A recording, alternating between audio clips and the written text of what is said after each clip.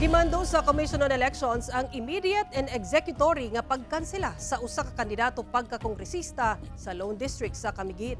Ang detalye sa report ni James Paulo Yap.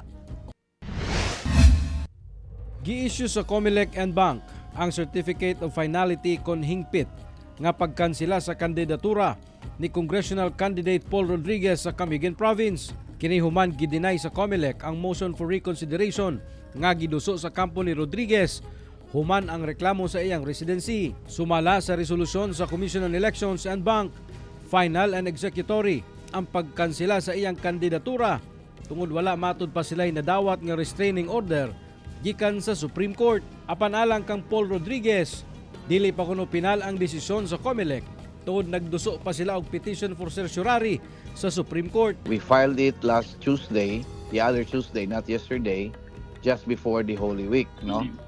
And yesterday we also filed a motion to expedite the ruffling and also for the resolution.